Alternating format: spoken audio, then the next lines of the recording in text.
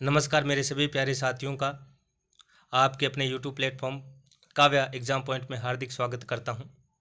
दोस्तों, जैसे कि आपने थंबनेल में देखा होगा कि जो अपने पूर्व परीक्षा हो चुकी है उनके अंदर ये प्रश्न पूछे जा चुके हैं और आगामी परीक्षाओं में भी बहुत महत्वपूर्ण प्रश्न है कि पूछे जा सकते हैं।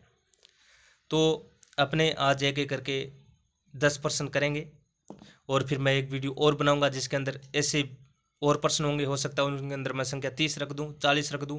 और आप ध्यान देना कि यही प्रश्न आपके आगामी परीक्षाओं में बिल्कुल पूछे। अगर मैं 50 प्रश्न कराऊंगा तो उनमें से आपके 5 प्रश्न 99% आने के पूर्ण चांस है और आप पढ़ भी लें। और ये एक अपने भगवान का आशीर्वाद रहा तो ये 50 में से कम 10 प्रश्न भी आ सकते हैं। चलो ठीक है, पहला प्रश्न अपने करते हैं कि सांबर के चौहान राजाओं की प्रारंभिक राजधानी कौन सी थी। पहले जो भी राजवंश था जहाँ पर जो अपना शासन किया करता था तो वो अपने एक सैन्य सुरक्षा के लिए एक राजधानी बनाया करता था। तो सांबर के चौहान जो राजा थे उनकी प्रारंभिक राजधानी कौन सी थी, इसके बारे में बात करने जा रहे हैं। अहिच्छत्रपुर। कौन सा? अहिच्छत्रपुर। अहिच्छत्रपुर आज वर्तमान में नागौर में है। और ये प्रश्न कब पूछा गया ये आपको बता देते हैं, इसकी व्याख्या भी मैं आपको करवाऊंगा। ये जो प्रश्न है पहला, सांबर के चौहान राजाओं की प्रारंभिक राजधानी कौन सी थी, ये जो अपना सेकेंड ग्रेड एग्जाम हुआ था, अपना second grade exam subject math था। तो मैथ के अंदर जो एग्ज़ाम हुआ था और वो हुआ कब था? 2011 में। 2011 में सेकेंड ग्रेड जो मैथ का सब्जेक्ट का एग्ज़ाम हुआ था उसका जो फर्स्ट पेपर है उसके अंदर ये प्रश्न पूछा गया था और आगामी परीक्षा में भी पूछा जाएगा। तो सांबर के चौहान राजाओं की प्रारंभिक राजधानी कौन सी थी, आप भी कमेंट करके जरूर बताएं। तो अहिच्छत्रपुर थी और अहिच्छत्रपुर वर्तमान को नागौर के नाम से भी जाना जाता है। और मैं इसकी व्याख्या आपको करवा देता हूँ। व्याख्या इस प्रकार है कि प्रारंभिक चौहान राजाओं की राजधानी अहिच्छत्रपुर थी। ये तो मैंने प्रश्न में स्पष्ट रूप से लिखा हुआ था और हमने कर भी लिया, लेकिन जिसे वर्तमान में नागौर के नाम से भी जाना जाता है ये भी मैंने आपको बता दिया।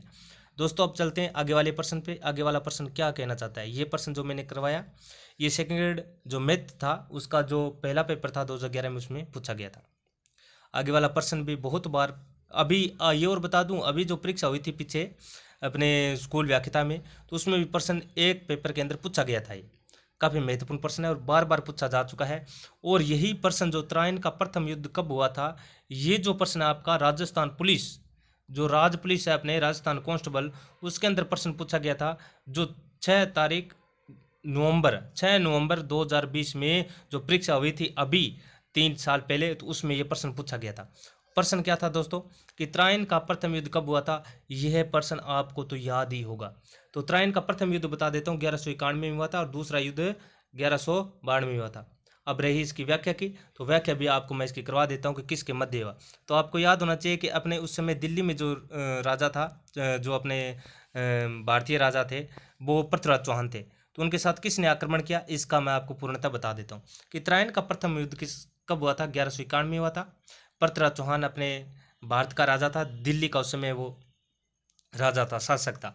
तो उसके समय मोहम्मद गोरी ने आक्रमण किया। कब किया? 1191 में। और कौन हारा था यहाँ पे? मोहम्मद गोरी हारा था। मोहम्मद गोरी यहाँ जा रहा था, भाग रहा था, पृथ्वीराज चौहान ने उसके पीछा नहीं किया और उसे पीछा नहीं किया और उसको छोड़ दिया, जाने दिया।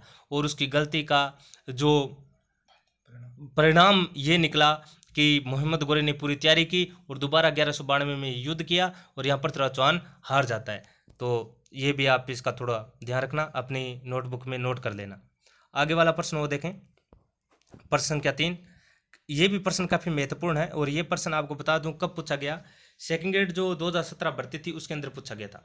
सब्जेक्ट शायद ये मुझे लगता है साइंस का था या फिर हिंदी में एक सब्जेक्ट था, उसके अंदर जो फर्स्ट पेपर हुआ शायद कॉमन का फर्स्ट पेपर हुआ था उनमें, तो जो 2017 में उसके अंदर पूछा गया था। ये पूरा याद नहीं है, आपको मैं कन्फर्म करके बता भी दूंगा। ये तो सांबर झील, सांबर लेक का निर्माण कराया था, यानी कहने का मतलब है सांबर झील का निर्माण किसने करवाया था? तो सांबर झील का निर्माण तो इसमें पृथ्वीराज चौहान नहीं करवाया। विग्रहराज नहीं, विशलदेव नहीं। तो विग्रहराज को विशलदेव कहते हैं, ये तो कोई दिक्कत नहीं है। विग्रहराज अगर आपने कट कर दिया तो विशलदेव भी कट करोगे। चौथा आ जाता है वासुदेव। तो किसने करवाया था सांबर झील का निर्माण? वासुदेव ने करवाया था। अब इसकी व्याख्या बता देता हूँ कि इसने कब करवाया था और वासुदेव भी कौन था। तो हमने जो पहला प्रश्न किया था कि प्रारंभिक जो आदि पुरुष है तो वो आप कई बार पढ़ चुके हैं, इसके बारे में बता देता हूँ कि चौहान का प्रारंभिक शासक वासुदेव। जिसे संस्थापक या आदि पुरुष या फिर अपने को क्या कहा जाता है, महान, या फिर अपने कहें तो मूल संस्थापक कहा जाता है, ने सांबर झील का निर्माण करवाया था। किसका निर्माण करवाया था? सांबर झील का निर्माण करवाया था। आगे वाला प्रश्न देखो दोस्तों, किस ध्रुव को गढ़बिठली के नाम से भी जाना जाता है? बहुत ही शानदार प्रश्न है। अब कुछ दोस्त गढ़बिठली के नाम सुनते हैं तो कहते हैं कि ये गढ़बिठली है, गढ़बिठली एक पहाड़ी थी, बिठली पहाड़ी थी, उस पर बनाया गया था, गढ़बिठली है, हमने नाम सुना है। तारागढ़ है, तारागढ़ भी कहते हैं, तो तारागढ़ दुर्ग भी दो है अपने, एक तो अजमेर में है और एक अपने कहाँ पे है, बूंदी में है, तो ये भी याद रखें। अब कहा है कि इसको अन्य किस नाम से जाना जाता है? इसके अंदर ऑप्शन देखो, अजमेरू दुर्ग, तारागढ़ दुर्ग, दोनों, इनमें से कोई नहीं। तो हमें पता होना चाहिए कि गढ़बिठली को तारागढ़ दुर्ग भी कहा जाता है। वो तारागढ़ दुर्ग कहाँ है? अजमेर में। और तारागढ़ दुर्ग को अन्य नाम किस नाम से जाना जाता है? अजमेर दुर्ग। अगर आप इसमें से एक ऑप्शन सही कर देते हो तो आपके दोनों ऑप्शन सही हो जाएंगे और उत्तर हो जाएगा इसका सी। कौन सा? उपयुक्त दोनों। इसकी व्याख्या देख लेते हैं दोस्तों। व्याख्या क्या है? देखो, जो अजयराज था, कौन था? अजयराज, चौहान शासक था अजयराज। 1113 ईस्वी में अजमेरू दुर्ग का निर्माण करवाया। यही अजमेरू तारागढ़ गढ़बिठली के रूप में भी जाना जाता है। एक याद रखें कि अजयराज जब करवा रहा हूं तो ये भी याद रखें कि इसने अजमेर नगर भी बसाया था और अजमेर को अपनी राजधानी भी बनाया था। ये भी आप याद रखें। आगे वाला प्रश्न देखें। प्रश्न संख्या अपनी कौन सी दोस्तों? प्रश्न संख्या अब आएगी अपने पांचवी प्रश्न संख्या, किस शासक ने संस्कृत कंठाभरण पाठशाला का निर्माण कराया? कंठाभरण लिखना चाहो तो लिख लो, आप नहीं लिखना चाहो तो कोई दिक्कत नहीं। संस्कृत पाठशाला, संस्कृत कंठाभरण संस्कृति पाठशाला, ये भी याद रखें। इसका निर्माण किसने कराया? अब हमने जो पिछले प्रश्न किया था उसके अंदर हमने कहा कि विग्रराज ने इस जो सांबर झील का निर्माण नहीं करवाया। उसके नीचे विशलदेव था, विग्रराज भी उसमें था, विशलदेव भी उसमें था। मैंने कहा भी अगर आपने विग्रराज को कट कर दिया तो विशलदेव भी कट कर दोगे। अर्णोराज ने करा, अर्णोराज ने कौन सी, वो अपने अर्णोराज ने अन्ना झील का निर्माण करवाया था। ठीक है, ये आ गया। अब आगे किस शासक ने संस्कृत कंठाभरण का निर्माण करवाया? तो विग्रराज नाम आता है तो विशलदेव नाम आना चाहिए। विग्रराज चतुर्थ को विशलदेव कहते हैं, इसलिए इसका उत्तर क्या हो जाएगा? बी और सी दोनों। बी और सी दोनों इसका क्या हो जाएगा? उत्तर हो जाएगा। कौन सा? विग्रराज चतुर्थ और विशलदेव। अब आपको बता दो इसके बारे में, कहानी आपने पढ़ा है कि विशलदेव जो चौहान था, ये कंठाभरण जो संस्कृत पाठशाला इसका निर्माण करवाता है। फिर अपने देखते हैं कि यहाँ पे फिर कुतुबुद्दीन ऐबक जो अब आता है इसको तुड़वा देता है और 2.5 दिन का झोंपड़ा बनवा देता है और वहाँ पर अब अपना उर्स मेला लगता है। वो मतलब मेला, मेला बोला मैंने, अपने मुस्लिम शब्दों में देखें तो इसे उर्स कहा जाता है और इधर पंजाब शाह का मेला लगता है। इसकी व्याख्या मैं थोड़ी और बता देता हूँ आपको। देखो कि विशल चौहान को ही विग्रराज चतुर्थ कहा जाता है। ये देखो लाइन मैंने स्पष्ट इस प्रकार से लिख रखा है। और आप एक ध्यान रखें, अगर आप ये वीडियो देख रहे हैं तो वीडियो को चैनल को सब्सक्राइब, लाइक और शेयर जरूर करें दोस्तों। अभी नया चैनल बनाया है मैंने और मेरी पूरी कोशिश रहेगी कि आपको पास जो जितने भी फैक्ट हैं वो आपको मैं उपलब्ध करवाऊँ, ताकि सभी को फायदा हो जो तैयारी कर रहे हैं और कुछ मुझे भी फायदा होना चाहिए। इसका शासनकाल चौहानों का स्वर्णयुग कहा जाता है। क्या कहा जाता है? स्वर्णयुग कहा जाता है। विशलदेव चौहान के बारे में एक और याद रखें, वाक्पटुता था, ये बोलता भी बहुत अच्छा था, गाता भी बहुत अच्छा था। विग्रह चतुर्थ ने अजमेर में संस्कृत कंठाभरण पाठशाला का निर्माण करवाया, जिसे अब 2.5 दिन के झोंपड़े के नाम से जाना जाता है। अब 2.5 दिन के झोंपड़े के नाम से क्यों जाना जाता है? ये भी बहुत महत्वपूर्ण फैक्ट है। विग्रराज ने संस्कृत को महत्व देते हुए अजमेर में संस्कृत पाठशाला एवं संस्कृत मंदिर की स्थापना की, लेकिन दिल्ली के सुल्तान कुतुबुद्दीन ऐबक ने जब अजमेर पर आक्रमण किया, इस समय ऐबक ने इस मंदिर व पाठशाला को ध्वस्त करके मस्जिद का निर्माण कराया, जिसे 2.5 दिन का झोंपड़े के नाम से जाना जाता है। इसमें याद रख लेना पंजाब शाह का एक उर्स लगता है 2.5 दिनों का, वो भी याद रखना 2.5 दिनों का। तो दोस्तों ये जो आपका 5वां प्रश्न है, ये जो JN का एग्ज़ाम हुआ था 2022 और राजस्थान पुलिस 2018 उसके अंदर पूछा गया था। और जो चौथा प्रश्न मैंने आपको करवाया वो अपने स्कूल व्याख्याता और PTI 2015 के अंदर पूछा गया था। अब छठा प्रश्न अपने करते हैं। छठा प्रश्न कौन सा है? छठा प्रश्न काफ़ी महत्वपूर्ण है। चंदेलों के बारे में अपने पढ़ते हैं तो ये बहुत ही महत्वपूर्ण है, क्योंकि आप इसमें पढ़ते हैं चंदेलों का युद्ध, तो ये कई बार ऐसा है कि अपने जो दक्षिण और पूर्वी के क्षेत्र के अंदर अपने विजय अभियान देखते हैं उसके अंदर बहुत ज़्यादा महत्वपूर्ण पूछा जाता है। अब देखो ये प्रश्न कि चंदेलों का युद्ध किन के मध्य हुआ? चंदेलों का युद्ध किन के मध्य हुआ? ये प्रश्न बहुत ही महत्वपूर्ण प्रश्न है। और ये मुझे याद आ रहा है, अध्यापक भर्ती थी एक, उसके अंदर पूछा गया था, एक प्रशासनिक कोई भर्ती हुई थी उसके अंदर ये पूछा गया था। 2-3 बार प्रश्न पूछा गया और आगामी भर्ती के अंदर भी पूछा जाएगा कि पृथ्वीराज चौहान तृतीय और मोहम्मद गौरी के मध्य नहीं हुआ। आपको पता होना चाहिए त्रायन का युद्ध हुआ था, प्रथम और द्वितीय 1191 और 1192। पृथ्वीराज चौहान तृतीय परमार्दी देव चंदेल के बीच, बिल्कुल सही। ये प्रश्न आपका अंदर चौहान, जो पृथ्वीराज चौहान था तृतीय, और परमारदी देव चंदेल था उनके मध्य हुआ था, ठीक है ना, ये आप याद रखना। पृथ्वीराज चौहान तृतीय भारमल के बीच, बिल्कुल नहीं, भारमल के बीच में नहीं हुआ था। भारमल तो आपको पता है, भारमल कौन था, भारमल जयपुर का एक राजा था। भारमल भारमल तो राजा आ गया, फिर आगे पृथ्वीराज चौहान तृतीय और मुगलों के बीच नहीं हुआ था। चंदेलों का युद्ध सिर्फ चंदेलों के मध्य और चौहानों के मध्य हुआ था, जिसे चंदेलों का युद्ध कहा जाता है। ये कब हुआ था अभियान, इसके बारे में अपने देख लेते हैं। देखो व्याख्या, पृथ्वीराज चौहान तृतीय ने महोबा विजय अभियान के तहत चंदेलों के शासक परमारदी देव चंदेल पर 1182 में आक्रमण किया, जिसे तुमुल का युद्ध भी कहते हैं। बहुत ही महत्वपूर्ण फैक्ट है दोस्तों, ये अगर आपने याद कर लिया तो आपका प्रश्न कभी गलत नहीं होगा, क्योंकि व्याख्या के आधारित पर प्रश्न होते हैं। तीनों ऑप्शन पूछे जा सकते हैं, तीनों ऑप्शन है वही आपके प्रश्न बनते हैं, ये भी याद रखना आप, ठीक है दोस्तों। आगे चलते हैं अपने अगले प्रश्न पर, और ये एक याद रखना कि यहाँ परमारदी देव चंदेल पर आक्रमण किया था। परमारदी देव चंदेल के 2 सेनापति थे, उल्ला और उदल। वो इतने महान सेनापति थे, इतने वीर सेनापति थे, जो कि युद्ध के अंदर ऐसा लगा भी एक बार युद्ध परमारदी देव चंदेल जीत गए, क्योंकि उन्होंने इतने पराक्रम युद्ध किया कि पूछो ही मत, और वो वीर गति को प्राप्त हो जाते हैं, और अंत में युद्ध कौन हार जाता है, परमारदी देव चंदेल यहाँ पे युद्ध हार जाता है। लेकिन जो अपने अल्लाह और उद्दल थे, उनकी प्रशंसा भी पृथ्वीराज चौहान ने करता है अभी। आगे देखें प्रश्न अपने और करते हैं। प्रश्न संख्या 7 कि कटिबंधु के नाम से किस शासक को जाना जाता है। ये प्रश्न मैंने ऐसे मान सकते हो, मैंने आपको एक बार करवा चुका हूँ कि कटिबंधु के नाम से किस शासक को जाना जाता है। तो मैंने ये प्रश्न अभी जो मैंने करवाया पीछे, तो मैंने आपको कहा था कटिबंधु के नाम से जाना जाता है, और कटुवाह के नाम पर भी जाना जाता है। तो यह है विग्रहराज चतुर्थ। कौन है दोस्तों, विग्रह चतुर्थ को जाना जाता है, जिसे किस नाम जाना जाता है, विशलदेव के नाम से भी जाना जाता है।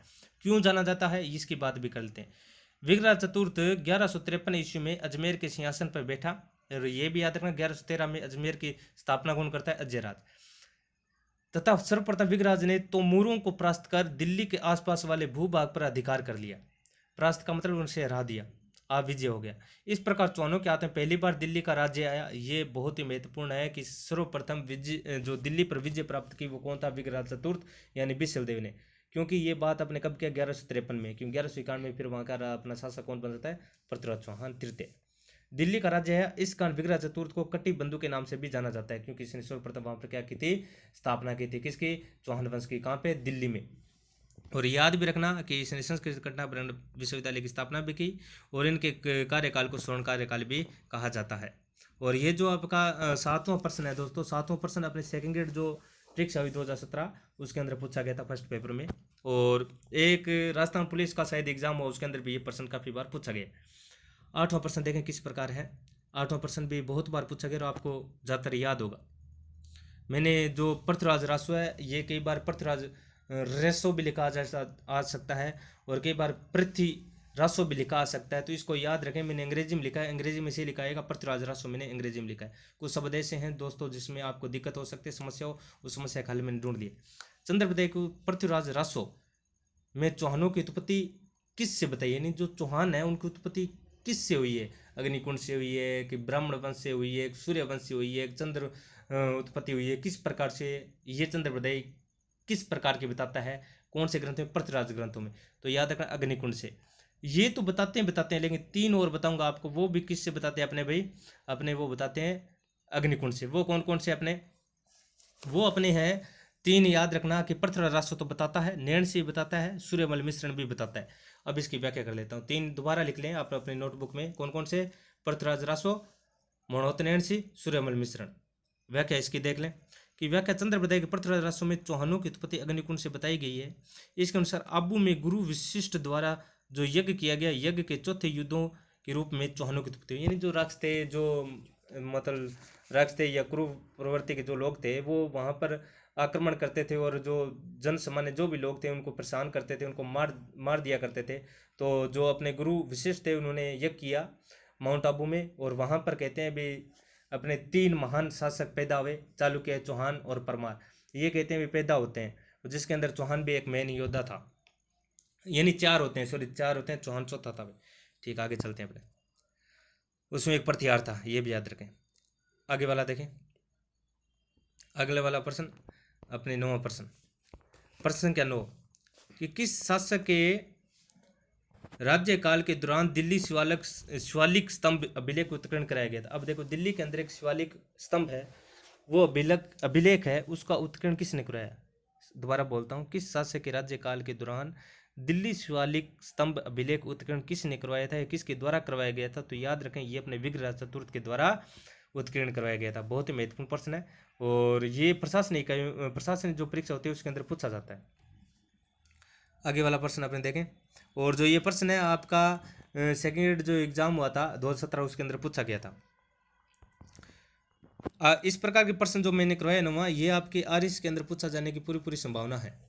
और याद रखें, 9 मई 1163 को उत्कीर्ण करवाया था। किसने करवाया था अपने भाई? जो विग्रह चतुर्थ है इसने करवाया था। किसको करवाया था? शिवालिक स्तंभ अभिलेख उत्कीर्ण करवाया था। कब करवाया था? 6 मई 1163 को, ठीक है ना। और हेरिकल नाटक के अवशेष भी यहाँ से मिले, जिसमें ये लिखा हुआ है कि ये किसने उत्कीर्ण करवाया था? अपने विग्रह चतुर्थ ने।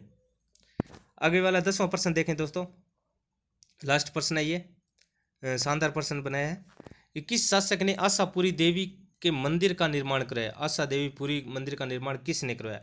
बहुत ही महत्वपूर्ण प्रश्न है दोस्तों। इसका जो प्रश्न है कई बार पूछा गया है, क्योंकि आशापुरी देवी का मंदिर का निर्माण की बात करते हैं तो अपने कभी पूछ लेते हैं कि राजस्थान, गुजरात, महाराष्ट्र, तो अपने ये कहते हैं भी आशापुरी चौहानों ने कराया, ये तो राजस्थान में होगा, नहीं था, ये अपने गुजरात की तरफ है भाई। और देखें इसमें किस शासक ने आशापुरी देवी के मंदिर का निर्माण करवाया? तो इसमें आपको याद रखना, विग्रहराज द्वितीय ने करवाया। किसने कराया? विग्रह विशलदेव। विग्रह चतुर्थ आ जाएगा, व्याख्या मैं करवा देता हूँ आपको, क्या लिखा है।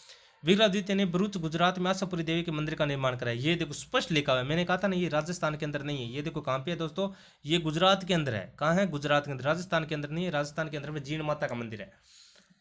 सर्वप्रथम विग्रह द्वितीय ने भरूच के चालुक्य शासक मूराज प्रथम को पराजित किया। इस कारण विग्रह द्वितीय को मतंगा शासक कहा गया है। तो दोस्तों इस प्रकार आज के अपने 10 प्रश्न पूरे होते हैं।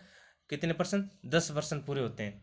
तो दोस्तों ये प्रश्न आप याद रखना, और आगामी परीक्षा में बिल्कुल पूछा जाएगा, ठीक है दोस्तों। तो आप यूं ही जुड़े रहे अपने काव्य एग्जाम पॉइंट के साथ। धन्यवाद।